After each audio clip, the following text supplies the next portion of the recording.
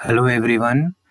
तो JSSC CGL exam कराने वाला जो एजेंसी है, जो पहला एग्ज़ाम इससे पहले कराया था जिसका कि पेपर लीक वगैरह का जो इन्फॉर्मेशन आया था, तो ये जो कंपनी है जिसका नाम है सैट वैट इन्फोसोल प्राइवेट लिमिटेड। ठीक है, ये कंपनी जेएसएससी जो अपना आयोग है उसके ऊपर केस किया हुआ था। तो एक जो केस किया हुआ था आयोग के ऊपर, जेएसएससी केस नहीं किया था, ध्यान रखेंगे, एजेंसी ही जेएसएससी के ऊपर केस किया था। ठीक है, तो वो एक केस का जजमेंट आ गया है। ठीक है, वो एक केस को डिस्पोज ऑफ कर दिया गया है माननीय झारखंड हाईकोर्ट द्वारा, और एक दूसरा केस भी अभी चल रहा है। ठीक है, तो ये पहला केस वाला जो है फाइनल जजमेंट आया है, इसको हम पढ़ रहे थे, और ये जो है सो दूसरा केस है जिसका कि ऑर्डर आया था 16 मई 2024 को, और इसका प्रोसीडिंग अभी चल रहा है। ठीक है, अगला जो है वो आपका शायद जून में होने वाला है। तो ये तो खैर पूरा जजमेंट वगैरह है, इसमें कानूनी भाषा लिखा हुआ रहता है, तो ये कानूनी भाषा यहाँ पे आपको समझा के कोई मतलब नहीं है। हम इसको थोड़ा छोटे और आसान शब्द में तोड़ करके बेसिकली इससे क्या मतलब निकलता है वो हम बताने का कोशिश करेंगे, और इसको देख करके क्या लगता है कि आयोग का मानसिकता क्या है और आयोग अभी किस तरफ मूव कर रहा है।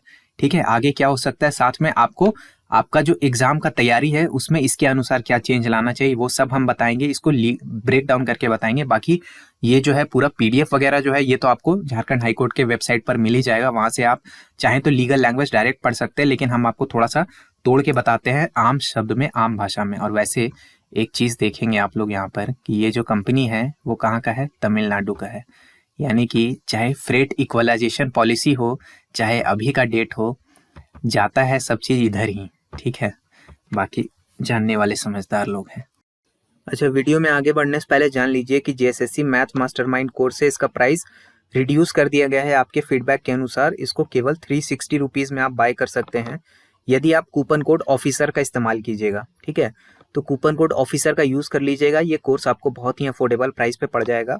ये सारे जेएसएससी एग्जाम्स को टारगेट करता है, यानी एसएससी वाला माल आपको नहीं चिपकाया जा रहा है। एमसीक्यू सॉल्विंग अप्रोच आपका डेवलप किया जाएगा, रिकॉर्डेड क्लासेस इसमें है। साथ में अगर आपका मैथ्स वीक है तो ये स्पेशली आपके लिए बनाया गया है। तो इसका डेमो वीडियोस वगैरह देखने के लिए नीचे पहला कमेंट से आप एग्जाम क्लस्टर ऐप को डाउनलोड कर लीजिएगा, वहां पे डेमो वीडियोस अवेलेबल है और क्लासेस भी पूरा वहीं पे चल रहा है। ठीक है, कोई भी क्वेरीज होगा इस कोर्स के रिगार्डिंग कि इसमें क्या मिल रहा है और क्या नहीं मिल रहा है, तो व्हाट्सएप नंबर हम स्क्रीन पे जो दिखा रहे हैं उस पर आप व्हाट्सएप मैसेज करके भी इसके बारे में पूछ सकते हैं। ठीक, और हाँ, अगला 1 से 1.5 महीना में इस कोर्स को कंप्लीट कर दिया जाएगा, उसके बाद प्रैक्टिस सेशन वगैरह चलेगा।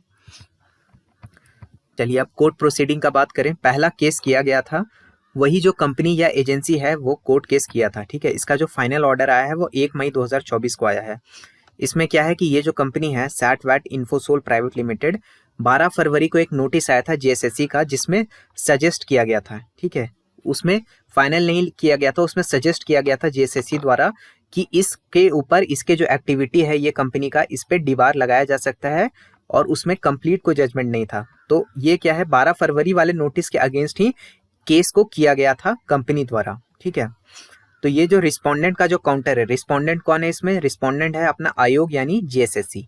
ठीक है, तो जेएसएससी क्या बोला कि 25 अप्रैल 2024 को 3 साल के लिए ऑफिशियली इसको डीबार हम कर दिए हैं, यानी जेएसएससी 25 अप्रैल को इसको 3 साल के लिए डीबार लगा दिया। यानी कि केस कौन सा नोटिस के लिए हुआ था, 12 फरवरी वाले नोटिस के लिए, लेकिन यहाँ पे बात आ गया 25 फरवरी वाले नोटिस के लिए जिसमें फाइनल डीबार लगा दिया गया था। 12 फरवरी वाले में फाइनल डीबार नहीं लगा था। तो पिटिशनर का क्या आर्ग्यूमेंट है, पिटिशनर यानी कंपनी का आर्ग्यूमेंट उनके तरफ से ये है कि सिर्फ और सिर्फ सस्पिशन यानी शक के बेसिस पर बिना किसी स्ट्रॉन्ग प्रूफ के आप डीबार नहीं लगा सकते, ये उनका बोलने का मन था। ठीक है, तो कोर्ट का स्टांस इसमें क्या रहा, कोर्ट का स्टांस ये रहा कि 3 साल का जो डीबार लगाया गया है उस पे हम अभी कोई ये नहीं देंगे। ठीक है, उसमें वो वैलिड है कि नहीं है वो हम अभी नहीं बताएंगे, क्योंकि 12 फरवरी वाले नोटिस का यहाँ पर बात चल रहा था, लेकिन आप लोग उसके आगे पहुंच चुके हैं। तो कोर्ट बेसिकली यही बोला कि हम 12 फरवरी वाले नोटिस का यहाँ पर बात करने का कोई मतलब नहीं बनता, क्योंकि 25 अप्रैल को अब आप पे 3 साल का डीबार लग चुका है और उसका वैलिडिटी हम इस केस में नहीं देखेंगे। तो अब यहाँ पर दूसरा केस किया गया। ठीक है, यानी कोर्ट ही यहाँ से सजेस्ट कर दिया था कि अगर आप चाहें तो उसके लिए अलग से केस कर सकते हैं, इसको आप चाहें तो पढ़ सकते हैं। तो अब क्या हुआ कि दूसरा केस किया गया एजेंसी के ऊपर, सेकंड केस किया गया। इसका जो लेटेस्ट ऑर्डर आया है वो 16 मई 2024 को आया है। ठीक है, इसका बेसिक समरी क्या है, इसका बेसिक समरी यही है कि पहले क्या है कि 25 अप्रैल 2024 का पहले इस पे स्टे नहीं मांग रहे थे, यानी जो कंपनी है वो पहले इस पर स्टे नहीं मांग रहा था, यानी इन अ वे वो कंपनी को भी पता था कि इस पे स्टे हमको मिलने नहीं वाला है, इस पे स्टे मांगने के लिए मेरे पास बेस अच्छा नहीं है।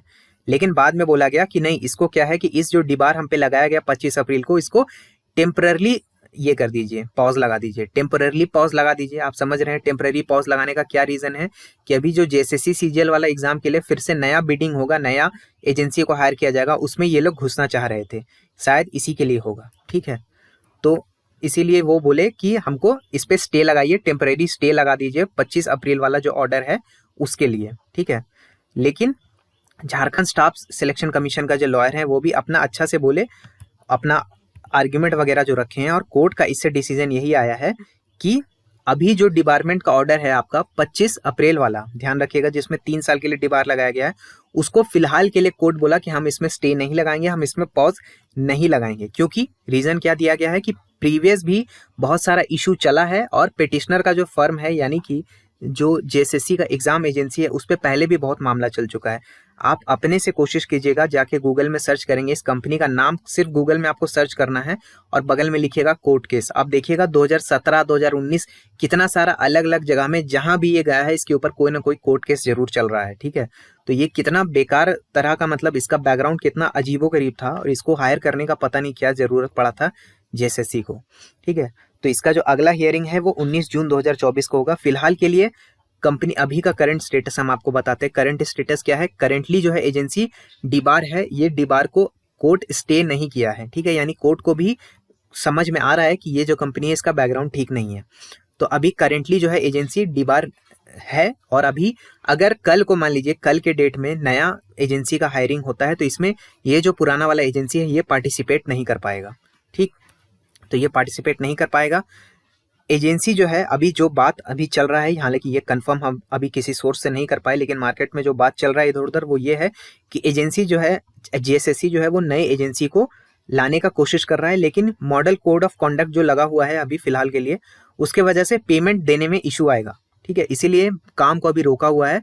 जैसे ही मॉडल कोड ऑफ कंडक्ट खत्म होता है, यानी इलेक्शन आपका खत्म होता है, वैसे ही नया एजेंसी को हायर करने का और उसको पेमेंट वगैरह करने का काम शुरू हो जाएगा। ठीक है, तो ये हम एक्सपेक्ट कर रहे हैं कि नया एजेंसी जो है वो लोकसभा इलेक्शन के बाद हायरिंग का काम उसका शुरू हो जाएगा, यानी कि जून के महीने में जेएसएससी जो है वो नया एजेंसी को हायर करेगा। ठीक है, उसी के साथ साथ में एजेंसी को क्या है कि कोर्ट में या तो हरा दिया जाएगा या तो उसको खींचा जाएगा मामले में, ताकि मामला जो है लंबा खींचते रहे और तब तक ही नया एजेंसी आ जाए। ठीक है, क्योंकि ध्यान रखिएगा सेंट्रल लेवल पे जो एसएससी होता है वो शायद ही किसी कोर्ट केस को हारता है, क्योंकि गवर्नमेंट एजेंसी के पास, गवर्नमेंट जो भी बॉडी होता है उसके पास बेस्ट लॉयर्स होता है, बेस्ट रिसोर्सेस होता है, और कभी भी उसी का केस ज़्यादा स्ट्रांग बनता है। ठीक है, तो इसीलिए ज़्यादा चांस है कि ये जो एजेंसी है पुराना वाला, इसको या तो हरा दिया जाएगा आसानी से, या तो इसको कोर्ट केस में लंबा खींचा जाएगा और इधर नया एजेंसी ले लिया जाएगा। ठीक है, तो यानी कि कहने का मतलब क्या है कि नया एजेंसी पक्का पक्का आने वाला है, इसमें कोई शक शंका का बात नहीं है। ठीक है, और इसीलिए जो नया एजेंसी आएगा तो आप एक्सपेक्ट कीजिएगा कि क्वेश्चन थोड़ा टफ रह सकता है। ये हम क्यों बोल रहे हैं, क्योंकि अभी जितना लास्ट ईयर में जेएसएससी का एग्जाम हुआ है, उसमें आप ध्यान रखिएगा कि ये वाला जो एजेंसी जितने एग्जाम को करवाया है उसका क्वेश्चन का लेवल थोड़ा सा डाउन गया था, लेकिन एकमात्र एग्जाम है जो दूसरा एजेंसी करवाया है वो है जेएसएससी जेई का एग्जाम। जेई का एग्जाम है जो टीसीएस करवाया था, और टीसीएस का क्वेश्चन का लेवल आप देखेंगे कि थोड़ा ऊपर लेवल का था। ठीक है, तो अगर एजेंसी चेंज होता है, टीसीएस या उसके जैसा कोई एजेंसी आता है, तो क्वेश्चन का लेवल श्योर शॉट ऊपर जाएगा। पैटर्न सेम रहेगा लेकिन लेवल को थोड़ा हाई रखा जा सकता है। ठीक है, इसीलिए अपना तैयारी का जो लेवल है उसको बढ़ाने का कोशिश कीजिएगा। सेम पुराना पैटर्न पे नहीं, पैटर्न वही रहेगा। ठीक है, टॉपिक वही पूछा जाएगा, लेकिन जो क्वेश्चन पूछने का एक तरीका होता है, और सेम टॉपिक से हार्ड क्वेश्चन बनाया जा सकता है, ऑप्शंस को चेंज करके हार्ड क्वेश्चन का फ्रेमिंग हो सकता है। तो उसके लिए अपने आप को प्रिपेयर्ड रखिएगा। ठीक है, बाकी अगर एजेंसी नया वाला हायर होता है, क्या टाइमलाइन होता है, उसके अकॉर्डिंग जो मेरा एक्सपीरियंस है पुराना, रफली अगर आप लोग बोलिएगा तो हम एक आपको एग्जाम डेट के लिए अलग से वीडियो बना देंगे। लेकिन वही है कि क्योंकि मार्केट में कोई ऑफिशियल अपडेट नहीं है, जेएसएससी अभी तक ऑफिशियल कोई नोटिस नहीं दिया, इसलिए एग्जाम डेट का बात अभी इस वीडियो में करना हमको ठीक नहीं लग रहा है, और वीडियो ऐसे भी बहुत लंबा खींच गया है।